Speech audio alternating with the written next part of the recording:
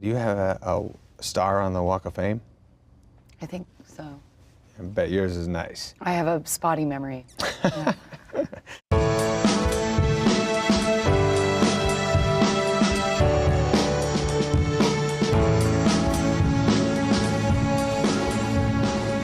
So how did Meyerowitz, how did you become a part of that project? Why did they hire you? I don't know, right? That's a good one, Jen.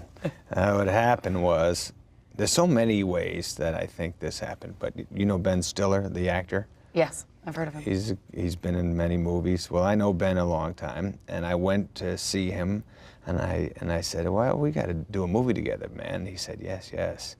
And I said, we should play brothers. I always hear that I look like you, and he said he hear people scream Zohan at him and stuff. So anyways, we said we should do a movie as brothers, and then Noah Baumbach was saying he had a movie coincidentally about us playing brothers, so we all hung out one afternoon and then talked about it, and then Noah wrote the movie. I don't know how the hell he did that. Oh, you wrote the movie after meeting with you? Yeah. We discussed some stuff. We discussed some. All our parents were in hospitals, and we talked about how bad that is and how bad that goes, and just talked about different things. And then Noah went away and wrote the movie, and he, like, on every couple of months I'd get a text, movie's coming along nice, and I would get excited, and then he just wrote the whole thing. I couldn't How believe long it. did that take from? I would say within 8 months or a year. Oh my God. I think, Wow. and it was just incredible. I couldn't believe it, reading it, and I loved it. Oh, it's amazing. The dialogue's fantastic. The Exactly. relationship, that's what I'm surprised about. The characters My are God. so well-rounded Everybody's and deep to write character, yes. each person Yes. in 1 year. I feel like each character would take at least 2 years. Yeah, oh, absolutely. Yeah. You're right. I mean, maybe I'm wrong on the date, but I think maybe that's what I got wrong. But how about you? How about Mother? How did that happen? Well, I heard that Darren was making a movie, and I've always wanted to work with him. I've been a big fan for a really long time. Yeah. And then he came to Atlanta, and he didn't have a script yet. He just had like these ideas and these, I don't know, metaphors, and politically we're both similar. You know, we both believe in climate change. So I don't know, he told me these like weird ideas that were floating through his head, and themes, but not really any narrative. It was just themes. And I thought it was amazing, and I trusted him. If he's got like some bombastic idea, like writing God as a narcissistic artist, that's gonna be pretty cool. Yeah. So I was in before I read anything. And then a few months later, I mean, he wrote the script. He wrote the whole story really in 5 days, and then started fleshing it out. But I read the script. First time I read the script, I threw it across the floor. I didn't even want it in my house. I thought it was like so fucked up on such a deep level. But that's when I knew that that's what he was doing. You know, that's the only way to really kind of say what he needed to say. Oh man, he said it in such a way that I can't believe he came up with how he said it. Yeah. I watched it. That is really interesting. And as I said, I kept going and going and going. It was just hard to take your eyes off it. It was just, you're acting in that movie. I can't believe what you did. I can't believe what you had to do. Because if I was going to work every day shooting that movie, I don't think I could handle it. I was telling you, if there's a couple of days that you know are going to be whopper days, I kind of gear up for those days and go, all right, I'm going to get to that. We're shooting that Wednesday. I hope I can handle it. You every day seemed like it was, not every day, but you had some thank you. Stuff. What were your whopper days on Meyerowitz? Oh yeah, it's a good one. I can tell you. Yes. Yeah. There was a fight with your brother outside of the hospital. Yes. Yeah, that was a big you don't want to whopper. ruin those. When you read something like that good, and like when I read the script, I said, that's an important day. Ow! You kicked me in the shin!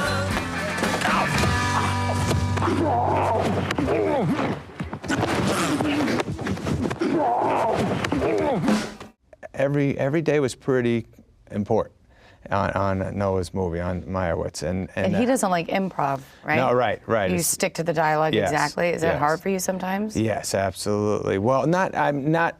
In the fact that he told me he likes it word for word gets in your head in the beginning of like, oh, is he listening to make sure I'm getting every word right? You know, Yeah. you get so Just another paranoia to throw yeah, in the backpack. exactly.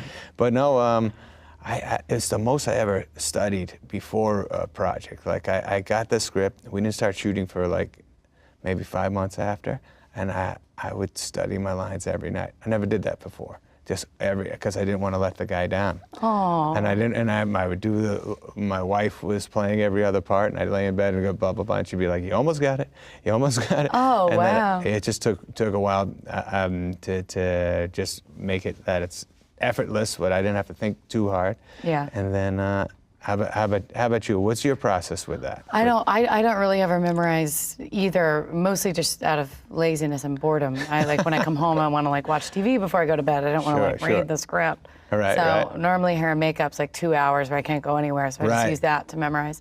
But Mother, I didn't really have a choice because we did a 3-month rehearsal process in a warehouse in Brooklyn.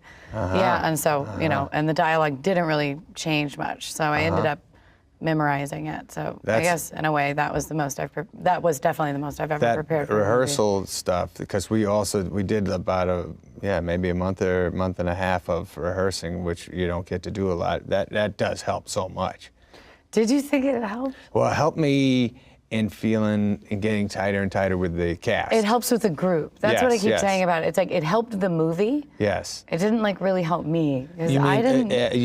It takes away some spontaneity, or Not really. What? I mean, maybe it did, but it was mostly just I just didn't find the character yet. Like in the rehearsals, because it's such an odd character. Right, that's true. And she's so different from me that if I tried to say any of the lines out loud, it just sounded really weird. Right. It wasn't until I got on the set in the house, because I think the house and I are kind of one organism. So for whatever reason, when I got in the house, then everything started changing. But none of that happened in the rehearsal process. But we talked about the movie to a nauseating extent, and the characters and the themes and what it all means, and we all got on the same page. Right. So it helped the movie. I bet Darren was the more and more he heard it out loud. Did he make changes throughout the process, or is it just he made he made all you guys more connected with the material, or was it? It made us connected. I mean, we changed more like, you know, timing on stuff, because it's such a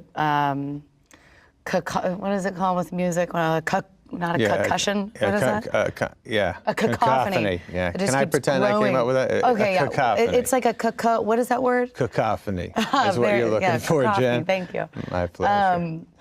That it was more kind of like the structure of how everything was going to grow and land. The dialogue, I don't really remember the dialogue changing much. Right. It's weird that there's even dialogue in the movie in a weird way. Yeah, it's funny. I tell you what really got me the first time I saw the house. He waits a little while to pull back and show the house, right? Yeah, it's an octagon. Oh, yeah. It's weird. Yeah. That shot, so cool, by the way. What have you done? I'm so sorry. We're both sorry. I was telling her the story. It just fell out of my hand. We'll search and find We can another pay one, for I a promise. new one. Quiet!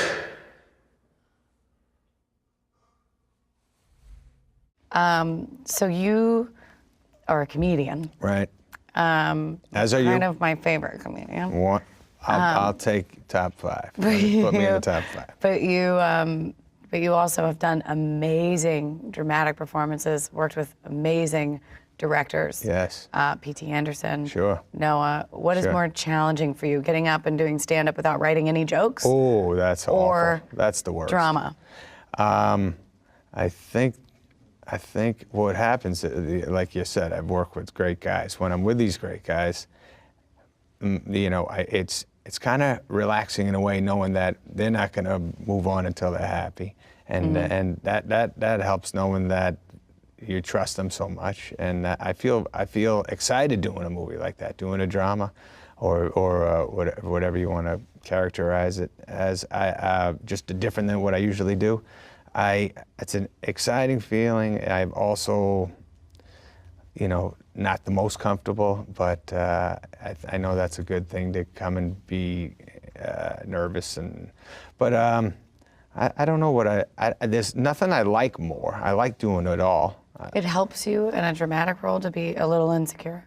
Well, maybe if it makes sense to the scene, it does. But yeah, I don't think I'm ever insecure an entire shoot. It's when I first start, I don't want to let the guy down. You know, like I remember with Noah and Meyerowitz, every 2 or 3 weeks I'd call him up and I'd say, I think I figured out what you want with this character. And in my head, I'm like doing a different voice and doing some sort of thing. And You were a totally different character.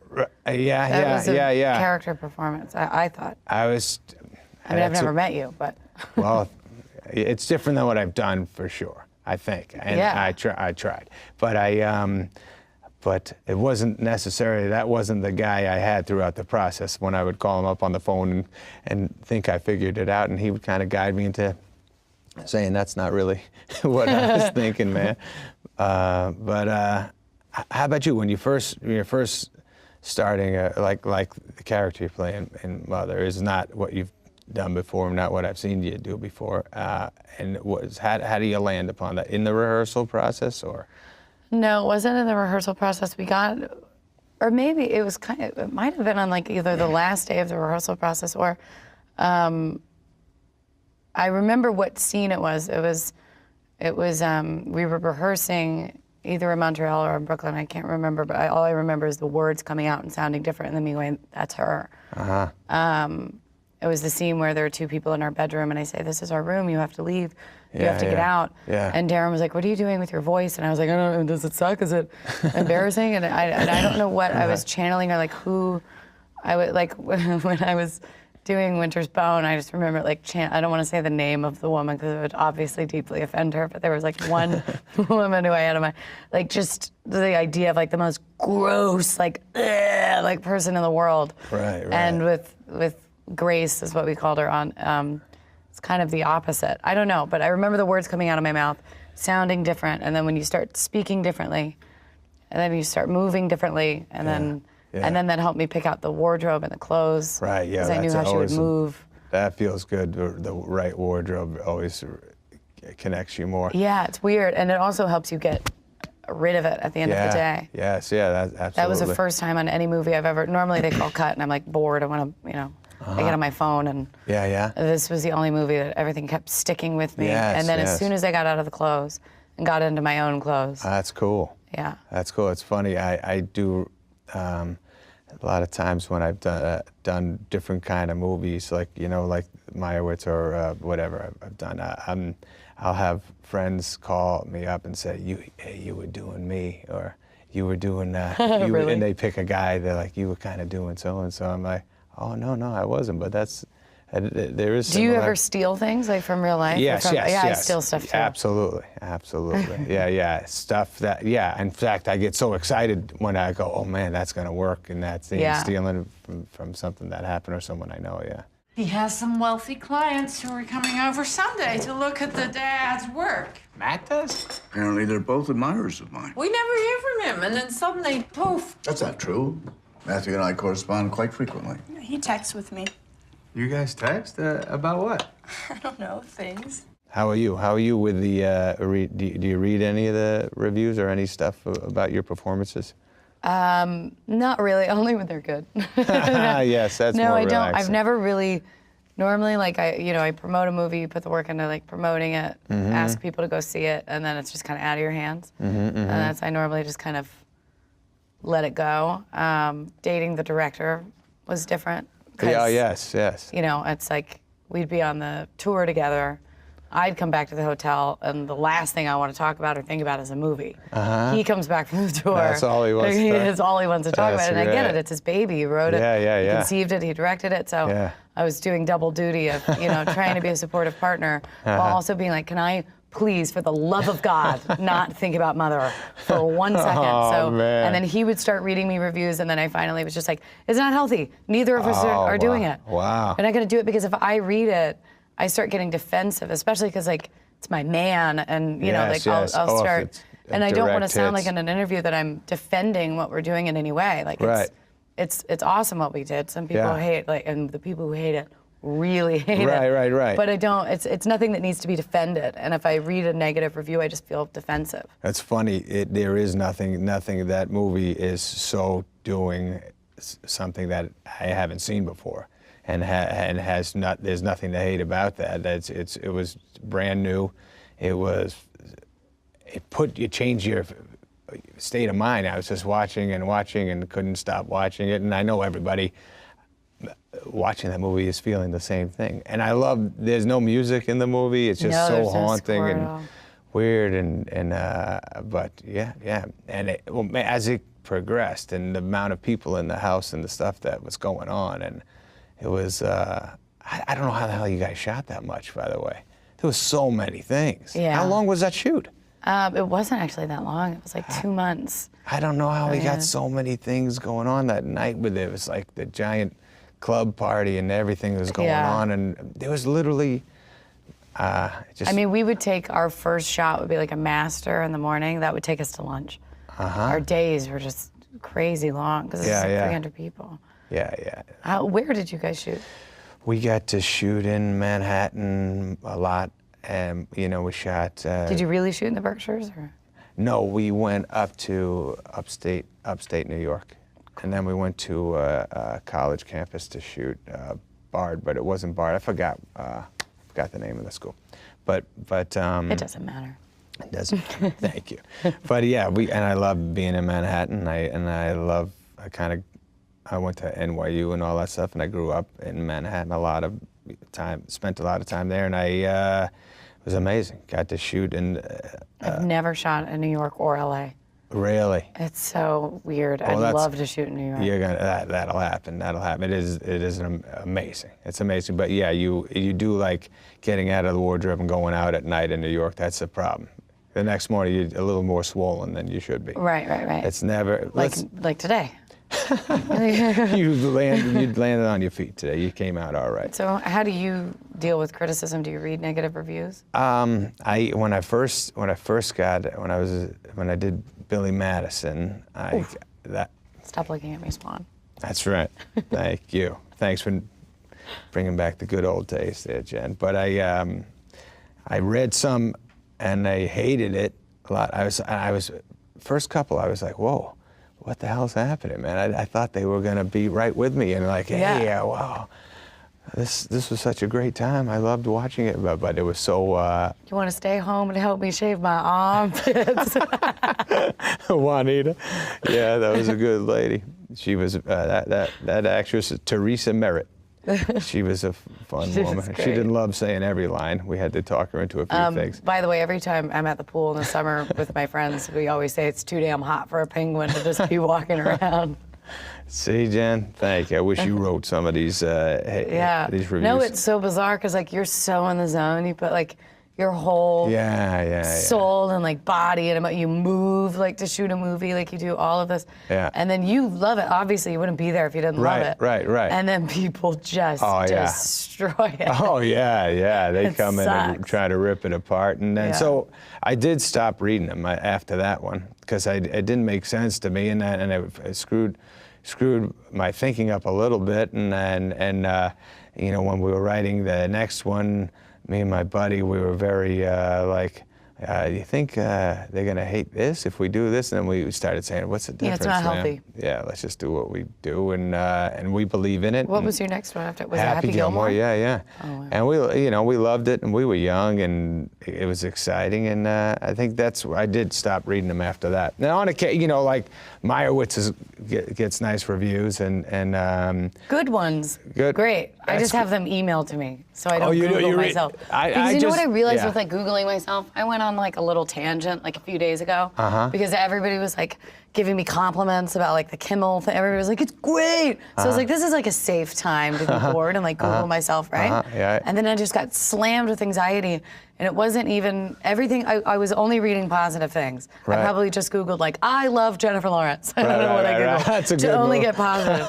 But it was all positive, and I got slammed with anxiety. And it's because it's not healthy to realize how many people are actually looking and listening to you. That is such a mind fuck. That's true. It's like you're standing on stage, and it's the whole audience is in the dark. Oh, yeah, and then they turn the lights on for a second, and you see how many people are looking at you. Yes, that's and like never it didn't good. even matter that it was positive. It was just the idea that it was that much attention. Right, It's like, right.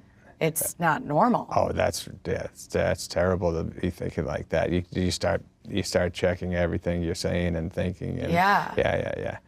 Why don't you want kids? Excuse me? I saw how you reacted earlier. I know what it's like when you're just starting out and you think you have all the time in the world. And, you know, you're not going to be so young forever. Waterboy, I watch I watch it every day when I came home from school. Waterboy? Mm-hmm. What, you didn't tell Mama I was playing foosball, did you? Okay. She doesn't know yet. So what line, because you were a huge part of our language, my brothers and I talking to each other as quoting your movies.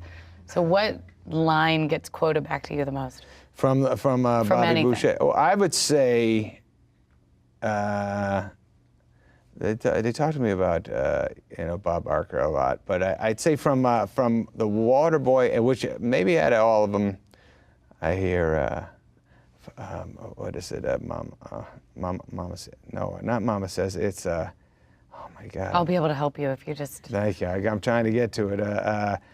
Foosball. Because I remember Dr. Dre said it to me, man. I was laughing. Oh my this God. was like 20 years ago. That's a moment. That's so. like when Woody Harrelson told me to slow down, Jen. This isn't Jamaica. When I was like 21 or 22, and I was like, oh my God, I just out-smoked Woody Harrelson. It was like such a big moment. That's funny, man. That's very tough, by the way. I've been around that kid. Anyway, I can't remember right now, Jen. I can't either.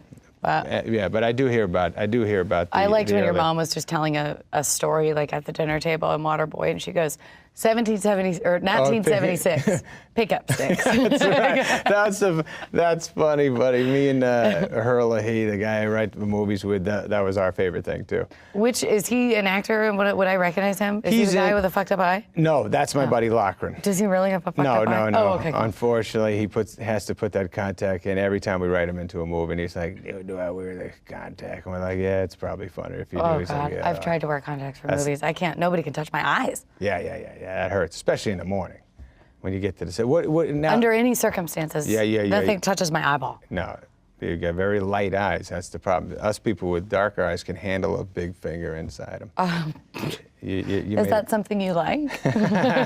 Yes, that's a new thing. The wife, that? the wife and I have been dabbling with eye touching. Yeah. You remember that song I wrote about that guy who worked at your studio who you never remembered his name? His name was Byron, but you called him Myron. 3 times you called him Myron. Okay, my whole family are your biggest fans. Yeah. But who's been your biggest fan encounter, not including myself? I get every day some love on the streets. I get happy. Do you like that too? Yes, I do. Yes, it makes me feel good. It makes me feel like I don't need anybody but those people. But because they're the ones who really know you. Exactly. Connected me. By the way, the mother movie. When I was watching Javier, I was saying this is very similar to me. And I think it's much worse for comedians because everybody you look at it, you just assume they're your best friend. Yeah, I have that thing when I'm out and at eating and stuff. People do pull up a chair more than I'd say. Yeah. You get that too, though, because it's not as bad because I'm not a comedian, so I'm not. But you're famously light and approachable. Oh, thank you. I just generally once I enter a public place, I become incredibly rude. I turn into a huge asshole. You get icy? And that's kind of like my only way of defending myself just being... Put the blockade and just stare be an straight asshole. ahead. Like see somebody walking towards my table, just go... Or like, can I have a selfie? And I'm like, no. That's like my only defense. So I don't really have it that bad. One of my best friends is Amy Schumer. She's a comedian. Yes. She, I take my dog to the park all the time, to Central Park. Yeah. As soon as I meet her in the park, bananas. We're fucked.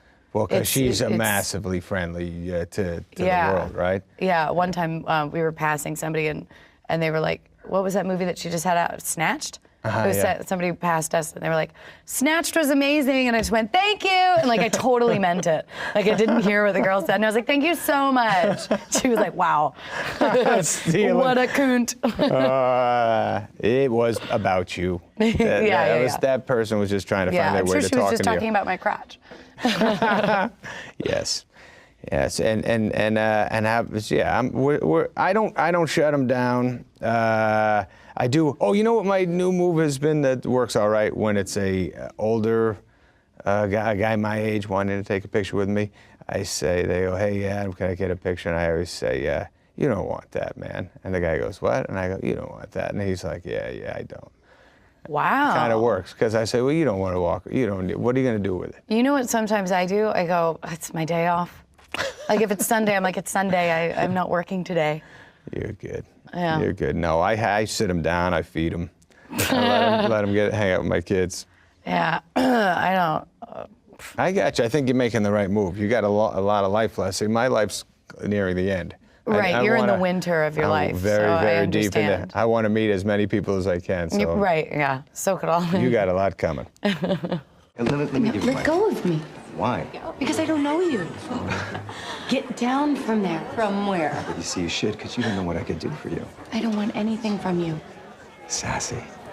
Leave me alone. So somebody like Paul Thomas Anderson asks you to be in their movie. Right. I mean, did he come to you directly? Did he have a character in mind that he thought you'd be perfect for? Did you guys meet? How did that work? I was doing those movies back then, you know, Billy and Happy and all that stuff, and Wedding Singer, and he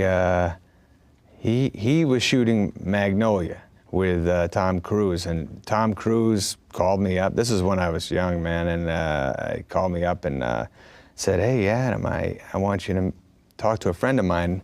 And I guess they were shooting at the time, and Paul got on the phone and he said, hi, I like your movies and stuff. And I said, oh, cool, man, nice to meet you. And he did Boogie Nights. I didn't see Boogie Nights yet. And he shot that already, and it was out, and everyone loved it, but I just, for some reason, I didn't have time to see it. And he said, I like it, I'd like to make a movie together. And I said, okay, man, that sounds cool. And then I hung up, and I didn't really know what that meant. But then all my friends were like, oh, that guy's great, man. I was like, well, yeah, I got to go see that Boogie Nights. And then I saw that, and then I saw Magnolia, and I was like, holy shit, this guy's unbelievable. So and then, what's the best thing a director can do, like an actor's director? Like, what's the best thing he can do? I guess just give you the confidence to go as hard as you can. It's funny with Noah, I went in that scene you mentioned with Ben, when we're fighting, I was in the script it wrote, we get very emotional. And so like I was like, okay, I'm gonna get very emotional for him, and I had a lot of stuff going on in my life during the making of Meyerowitz, so I was ready for all that stuff, and on the first take I was pretty upset and going at it and crying and doing all this stuff, and I was like, there, I did it for him. And then I remember him going, yeah, you don't have to do it so much. Oh my God, that's the worst. Yeah, that's a weird one, right? Like too much. Right, yeah, a little bit. I guess and I said, oh, okay, man, and he said, no, that's good, we got that, and let's try a different version, and then because I trusted everything he saw about the movie, I was like, okay, good, I don't have to do that again. I'll do what he wanted. But that was a day I was excited about, and I also was dreading, and I was nervous about. I hope I get it, because when you see something in the script that says emotional while crying, blah blah blah, he's doing this. You've never seen a guy this mad. You're like, oh shit, I gotta go. Yeah, I gotta bring it. Yeah. How about you? I think the way I grew up doing sports. I don't know if you did sport. Sure. I need everybody in my life to be this way, but especially with the director, I just want it to be straightforward. I don't like, because I know that so many directors work with actors who are like emotional landmines. Right. I don't know what to. Sure. But I find it so much more confusing when you're trying not to hurt my feelings. Right. Say this is what we want here. Like David O. Russell one time, like I did a scene and he was like looking at the monitor, he's like, do it again, but like with no bullshit. Like take all the bullshit, like just it's too much bullshit. And I was like, got it. Yeah, that's great. Like it's like a coach. Like That's so harder, great. faster. You know, I respond man. better to that. I Than like I feel like in this scene, like your Yes. character is, you know, also because like I'm severely ADD, so by the time they start talking yeah. about like a backstory or like what she's feeling, I'm like Right.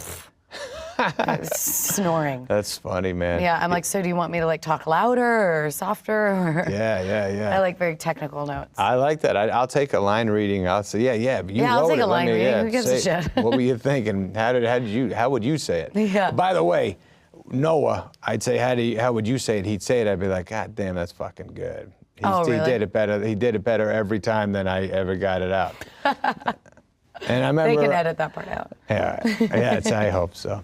I remember Paul Thomas Anderson, when he was shooting the movie, he saw it so much in his head. That's nice that like he'd be watching playback and he'd kind of say, hey, I think you need to do this. He like heard the music, he heard it all. I think that's so comforting. That is. Like, they When give a you the director rhythm. has such a specific vision that's so scary when you're on set. Yeah, and they yeah. don't know what they want. They don't know what they don't want. You had that with Mother, right? You had that. That seemed Yeah, like that a lot of rhythm. confidence. It seemed like Darren knew exactly what he wanted in each shot and the timing of it all. And Yeah.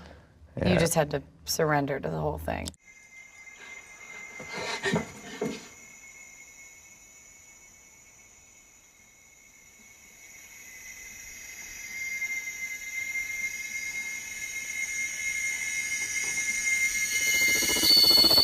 how about you? Have you done any auditions? You haven't done that in a while. The last thing I auditioned for was either Hunger Games or Silver Linings. Silver Linings, I did like a Skype Oh, really? kind of, audition In thing costume with- or like? No, yeah, I Skyped, and originally she was goth, so that would have been really hilarious.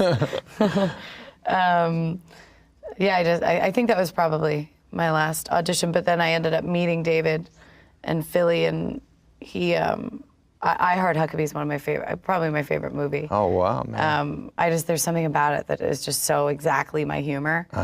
And David didn't like to talk about it because it wasn't like a good time in his life. And I just couldn't accept that. I'm not Oh, somebody wow. who can like listen to someone's cues and, That's right. I just blow right through. Kind of like that Miley Cyrus song about smashing walls. Yeah, you can't. You come in strong. And so he didn't want to talk about it anymore. And so then I proceeded to act out the entire movie for him, from like Naomi Watts going, "Come down to Huckabee's," and doing the whole thing. And then finally he started laughing, and then he was like, okay, maybe that movie wasn't so bad. And then he told me I had the job. That's cool. That's cool. What was the last thing you auditioned for? I don't Because you think- write all your shit. Yeah, that's why. I think You that's... auditioned for SNL, though. I watched your audition. Yeah? Yeah? Shit. It was No. on the DVD extras. No, it can't be. Really? Because I Yeah. fucking was doing stand-up. I did stand-up. Yeah, I know. I watched it. You shit, You can, they got you that? can I look gotta it up. see that. Oh, no.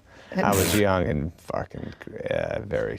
Have you always done stand-up without writing no jokes before? You just go up and do it? No. I do that. I've done that. It never lands right. But I started when I was 17 doing stand-up. And Wow. when I did that shit of just going up with nothing, it always went bad. So I'd go up with some jokes ready to go. Yeah. To fall back on. And I haven't auditioned in so long. And that really is a huge part of writing my own movie, so I didn't have to audition anymore. I think auditioning is the most fucked up thing to do to somebody. Yeah. You hand someone like 4 sheets of paper and you're like, act, monkey. Yeah, I know. It's like, I mean, I don't know how else you're supposed to know if someone's good or bad at what the person's saying. It's necessary. It's necessary, but holy shit, Yeah. it's rough. And I got a MasterCard commercial and a Oscar Mayer commercial from auditioning when I was back in the day. But Oscar Mayer, wow. Oscar Mayer didn't air, but it was good. Fucking great meat. Always good sandwiches and yep.